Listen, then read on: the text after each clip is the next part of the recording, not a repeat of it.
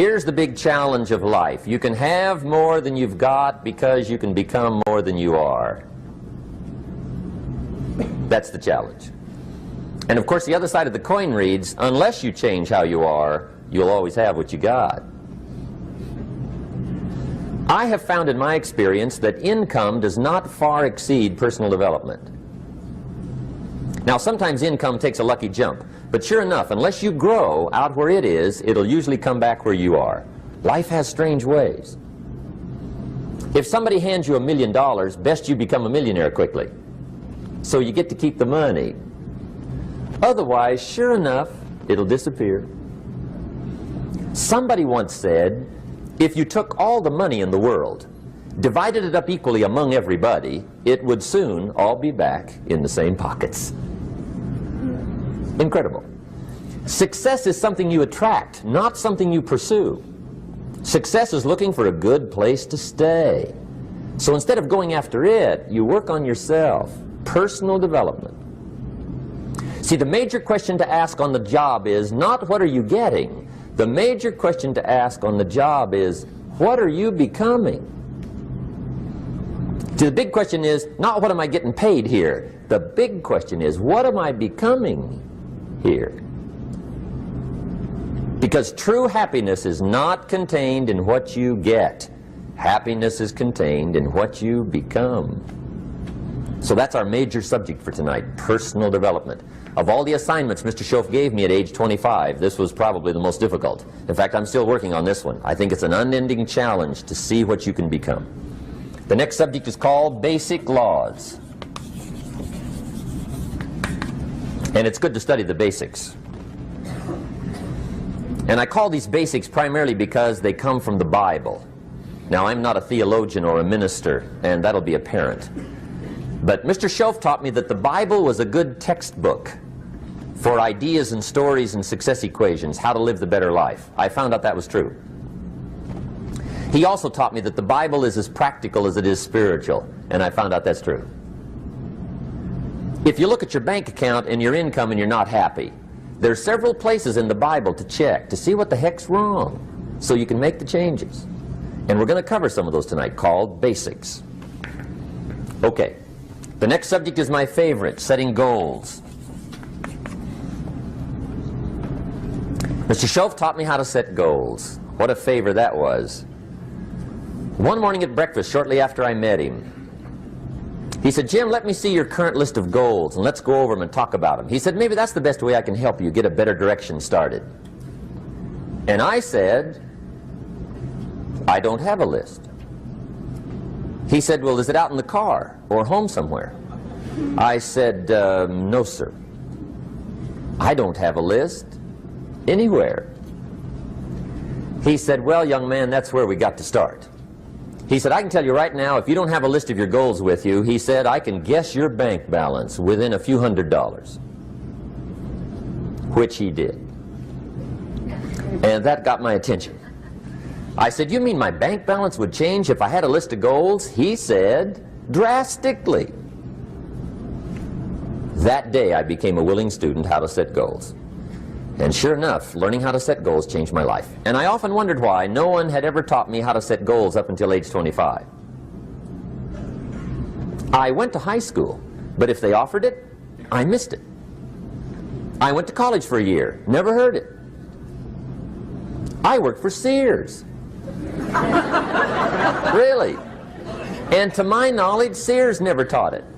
Right? How to set goals. So here I am, age 25, married, my family's starting, I've been to college, I'm working, and I still don't know how to set goals.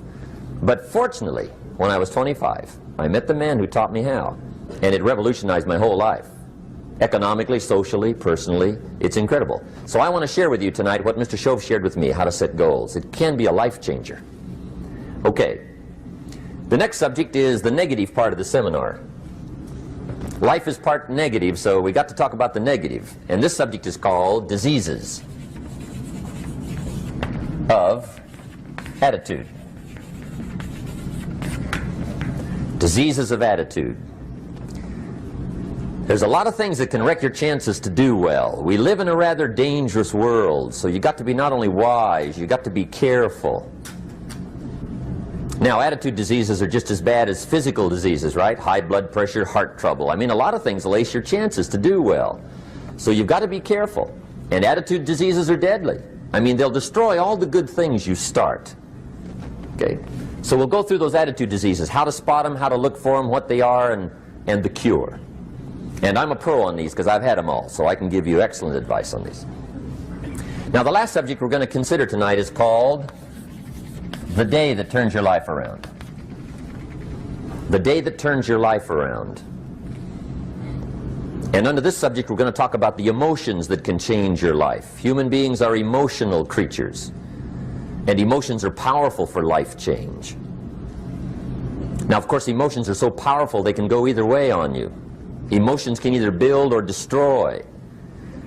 So you really have to employ emotions properly. We call civilization the intelligent management of human emotions. If you can intelligently apply your emotions in the right direction, no telling what can happen. Could turn your life around one day would be sufficient. So we'll talk about those. Okay. Now that's a lot to cover in one evening, but we'll keep at it here and see if we can't get it all done. I'd like to have you now jot down the theme of the seminar. Every seminar should have a theme, I guess. We've got one. It's on some of our literature if you happen to notice it, but if you didn't, for your notes, here it is. The theme of the seminar goes like this: the major key to your better future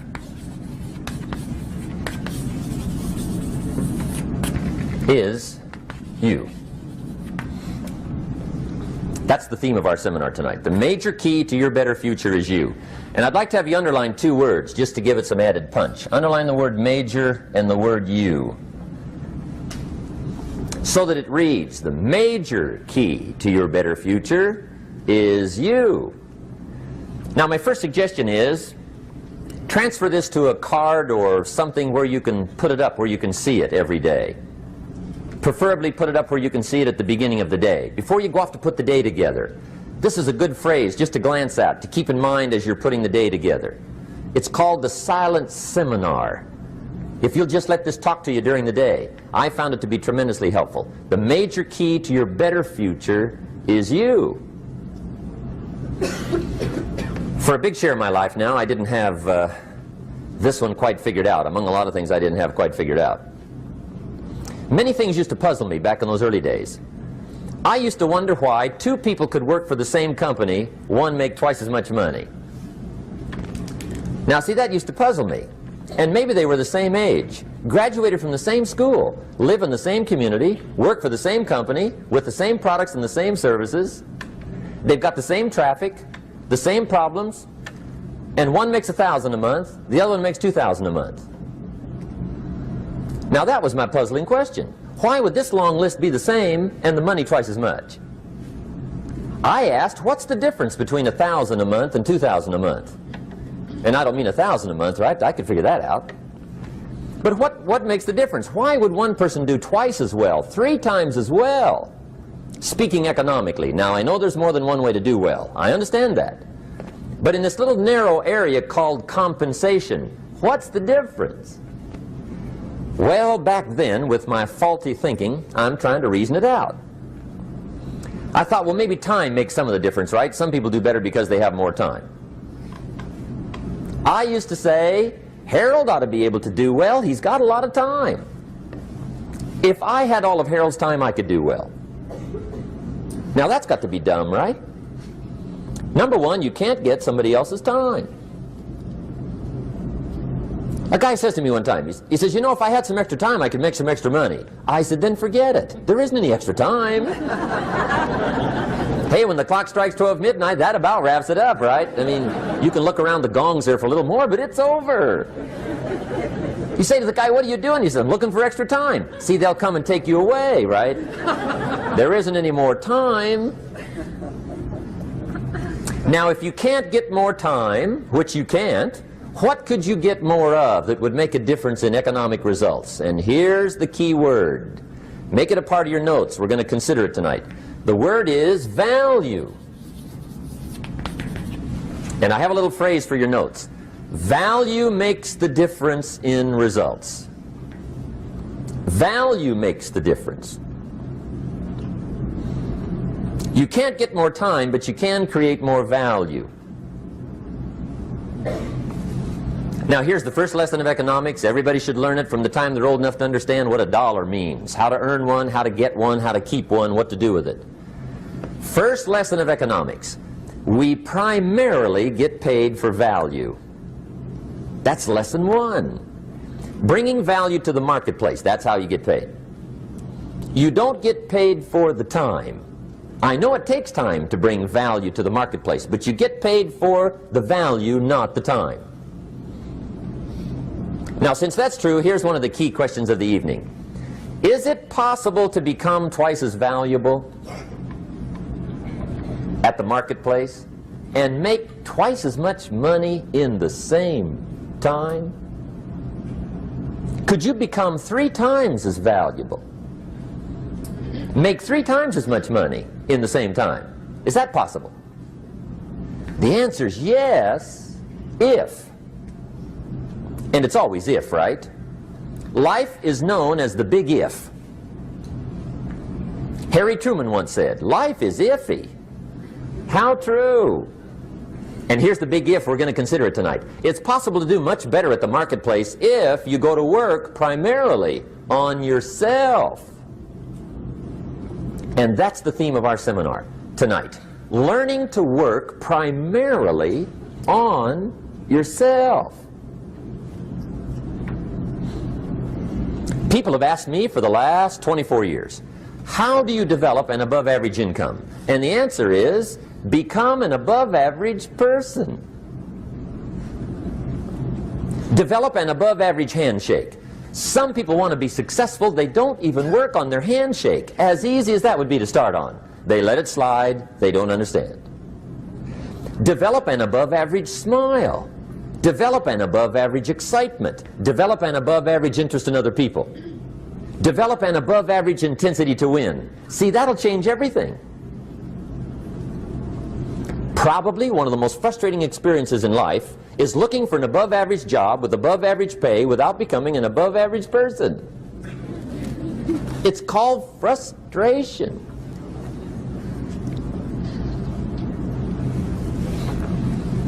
And Mr. Schoaf gave me probably the greatest clue he gave me when I first met him. He said, Jim, if you want to be wealthy and happy the rest of your life, just learn this lesson well. He said, learn to work harder on yourself than you do on your job.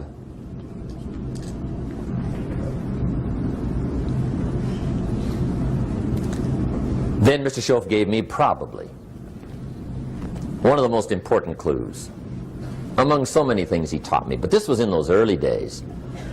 Mr. Schoaf was very kind, but he was also very abrupt. And he had these interesting questions to ask. I'm giving him a little rundown one day on how things hadn't worked out for me. He said, Mr. Rohn, I've got the answer for you if you will listen carefully. And listen carefully I did that day and for the next 5 years. If somebody's wealthy and happy, you gotta listen. He said, Jim, I've only known you a short time. But he said, it's already my honest opinion that for things to change for you, you've got to change. That wasn't quite the answer I was looking for.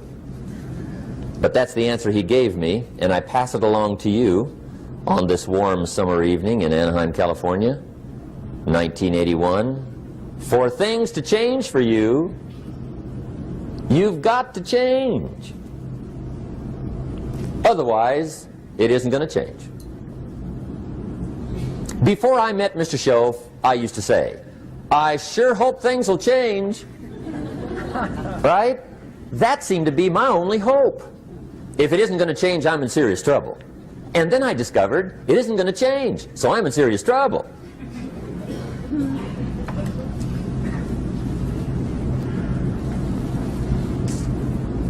See, I can tell you what the 80s are going to be like. You have dropped into the right place. I did a seminar one time for Standard Oil executives and management in Honolulu. And we're having a conference one day on this big conference table. And one of them said to me, Mr. Rohn, you know some fairly important people halfway around the world. What do you think the 80s are going to be like? I said, gentlemen, I do know the right people. I can tell you. So they all listened very carefully. And I said, gentlemen, based on my wide experience, I can really honestly say to you, in my opinion, in the 80s, it's going to be about like it's always been. Aren't you glad you came? That's inside. I don't pass that around just everywhere. Now, of course, I said that to make a point, but I also said it because it's accurate. It's going to be about like it's always been. It isn't going to change. The tide comes in, and then what? It goes out. For 6,500 years that we know of, recorded history, and probably long before that. So it is not going to change. It gets light, and then what? It turns dark. 6,500 years. See, it's not likely to change. And we're not to be startled by that. And if the sun goes down, the guy says, what's happened, what's happened? It means he hasn't been here long, I guess, right? It always goes down about this time.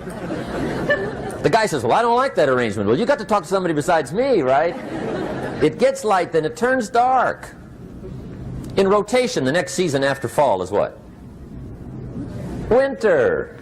Pray tell, how often does winter follow fall?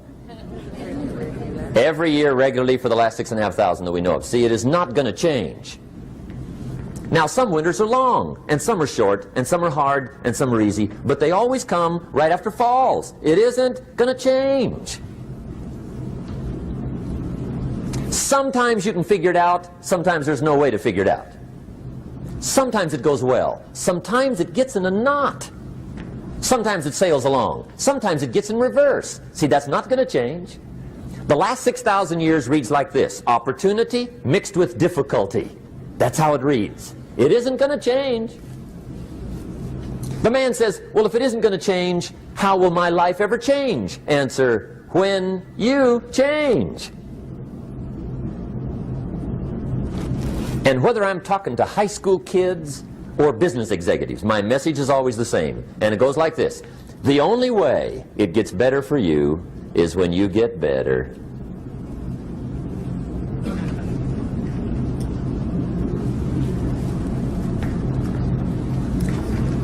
Let me give you the 4 major lessons in life to learn. Here's 4 majors. It's good to study the majors. In our weekend seminar we teach, some people don't do well because they major in minor things. You've got to be on the lookout. At the end of every week, end of every month, you've got to check, make sure you're not spending major time on minor things. We go through that whole series. Majors and minors. Now, let me give you 2 phrases before we get to the 4 majors. This will set it up and you'll see where I'm going. 2 key phrases for your notes. Here's the first one. Life and business is like the changing seasons. That's the first phrase. Life and business is like the changing seasons. One of the best ways to describe life, it's like the seasons. Frank Sinatra sings, life is like the seasons. Now here's the second phrase. Very important. You cannot change the seasons, but you can change yourself. You can't change the seasons, but you can change yourself.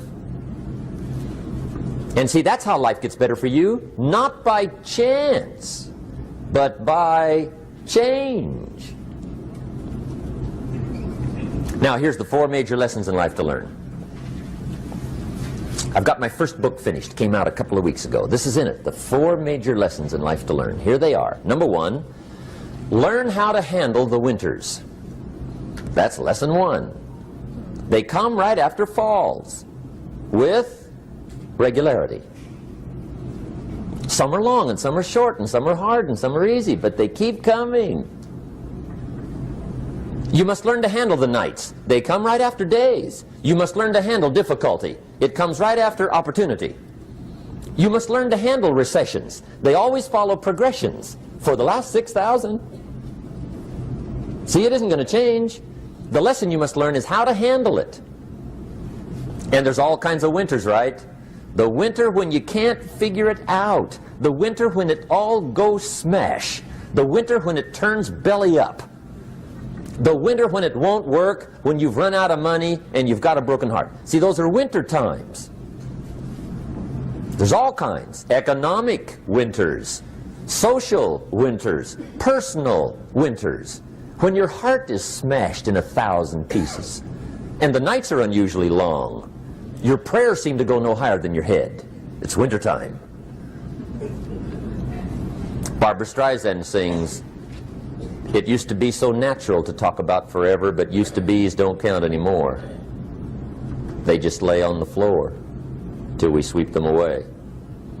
You don't sing me love songs, and you don't say you need me, and you don't bring me flowers anymore." A song of winter. But see, the disappointments come. Those are normal. That's part of life. But the question is, how do you handle it? How do you handle the coming winters and the disappointments and the downtimes? Well, you can't get rid of January by tearing it off the calendar.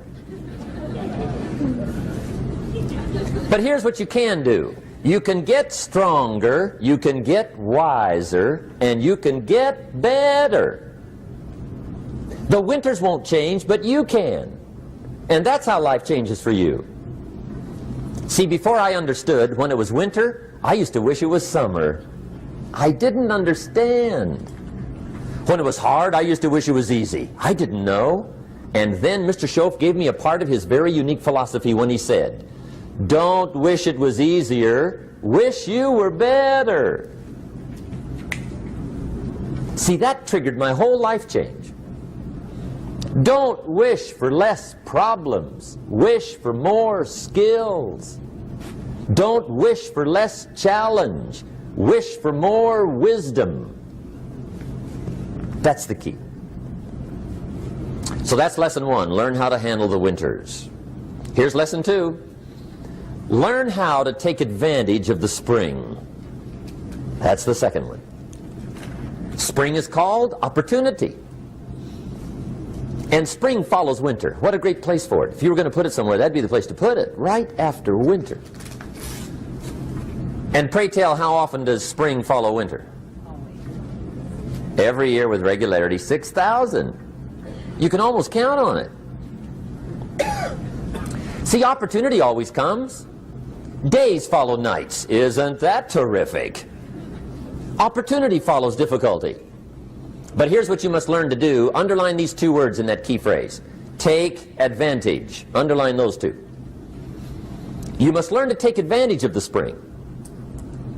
See, just because spring rolls around is no sign you're going to look good come fall. You got to do something with it.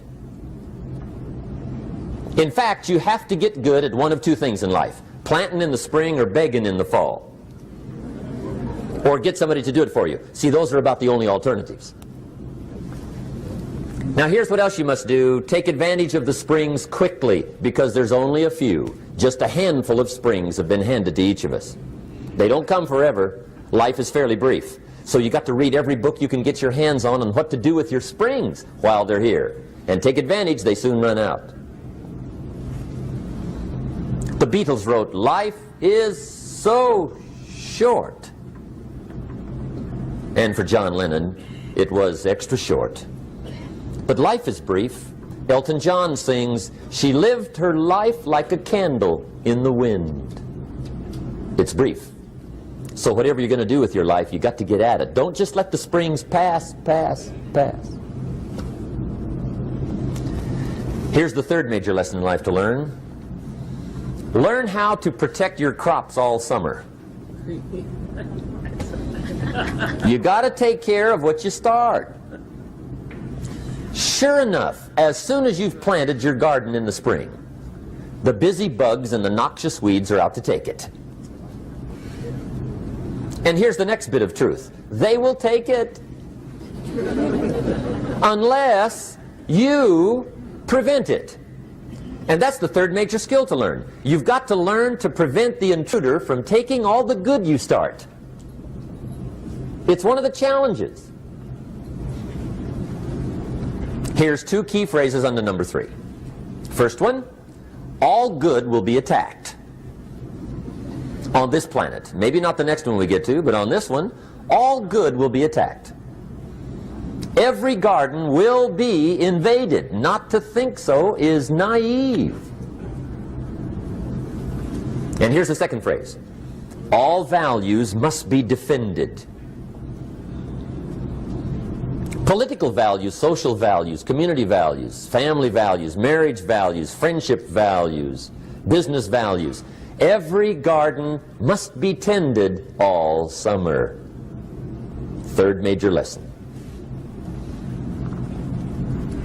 Now here's number 4. Fourth major lesson in life to learn. Learn how to reap in the fall without complaint. Learn to reap come harvest time without complaint. Take full responsibility for what happens to you. It's one of the highest forms of human maturity, accepting full responsibility. It's the day you know you've passed from childhood to adulthood, the day you accept full responsibility. And another note, learn to reap in the fall without apology. Without apology if you do well, and without complaint if you don't. That's maturity. I used to have that long list of reasons why I wasn't doing well. To explain. You got to explain, right? Otherwise you're going to look bad. I used to have this funny list called Reasons for Not Looking Good.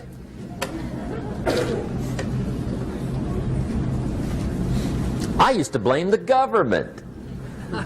I mean, you can believe that or not. It was at the top of my list. I had a lecture second to none. The government. That was on my list. I used to blame taxes. Look what you got left after they take everything. And they expect you to do well. That was on my list there. Prices, that one's easy, right? You walk into the supermarket with $20, come out with a little half bag. So I had that on my list. I used to blame the weather. I blamed the traffic. I used to blame my car. I blamed the manufacturers. I used to blame the company. I blamed company policy. I used to blame the training program. I blame my negative relatives. They were always putting me down. I blame my cynical neighbors. They're just selfish, looking out for themselves. Won't loan you money? They were on my list.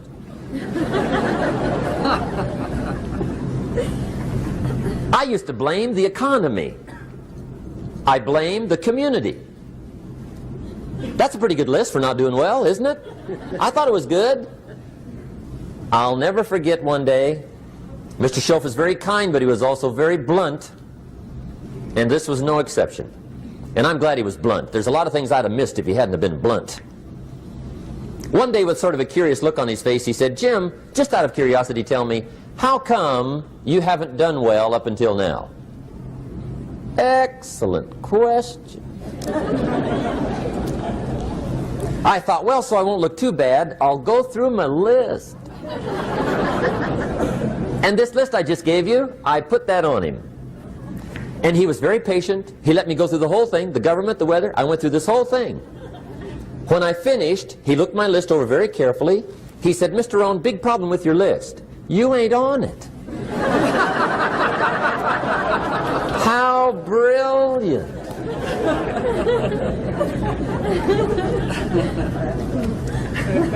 When I went to work for him a few months later, I learned very quickly to tear up my list, reasons for not doing well, and I threw it away. And I got me a fresh piece of paper. And I put one word on it. Me. There's a Black Heritage spiritual that says, "It's not my mother nor my father, nor my brother nor my sister, but it's me, O Lord, standing in the need of prayer." See, I used to blame everything outside. And then let me give you a little philosophy that helped turn my life around. For your notes, here it is. It's not what happens that determines the quality or the quantity of your life. It's not what happens. And the reason is because what happens happens to about everybody. No different. The sun went down on all of us last night. A common event, a happening. And I found out that the same things can happen to two different people. One gets rich and one stays poor. Why is that? It's because it's not what happens, but rather it's what you do that changes everything. So that's a key phrase. It's not what happens, it's what you do. What happens is about the same. You might put that in parentheses here. Same. What people do, that's what's different. Anything can happen, right? Everything can happen. I've heard all the stories. I've been one of the stories. Hey, we could all tell stories all night long, right? Happenings.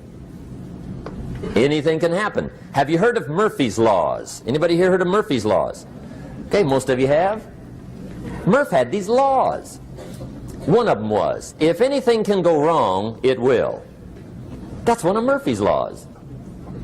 He was not one of the great positive speakers of the day. But anyway, it's still true though, right? Anything can go wrong, everything can go wrong.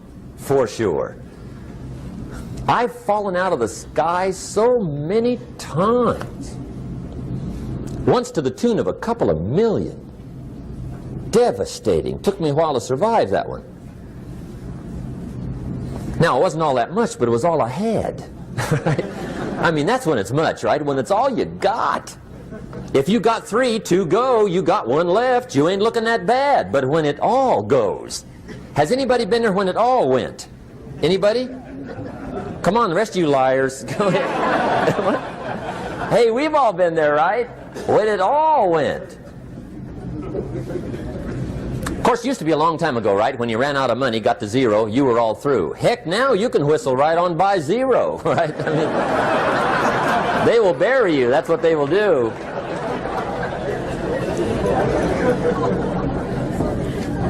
But see, those are the happenings, right? Everything can happen. Anything can happen. But it's not the happenings. It's what you do about it. Somebody says, yeah, but you don't understand the disappointments I've had. Come on. Everybody's had their share. Disappointments are not special gifts reserved for the poor. Everybody has them. The difference is what you do about them. It's not the weather. I used to blame the weather, and I discovered it rains on the rich. So see, that won't help.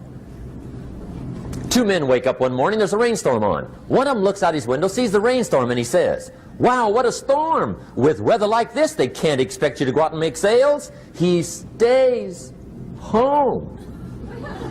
Same morning, the other guy looks out his window, sees the same storm, says, wow, what a storm. But he says, you know what, with weather like this, what a great day to go out and make sales. Most everybody will probably be home, especially the salesman.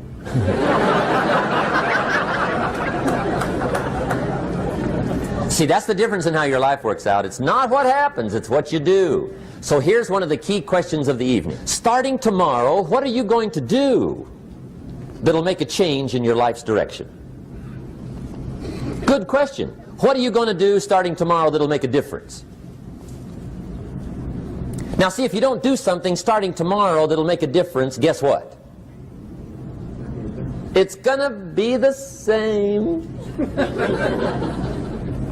And see, that way you can guess what the next 5 years are going to be like. Look at the last 5. Because the next 5 are going to be like the last 5 unless you, major key, tomorrow, change it all. Or change a little, or change something, or don't change. It's choice time. You can do whatever you want. But it's nice to know any day you wish you can change your whole life. What can you do starting tomorrow that'll make a difference? Good question. What can you do with economic chaos, massive disappointment? What can you do with a broken heart? What can you do when it won't work? Good question.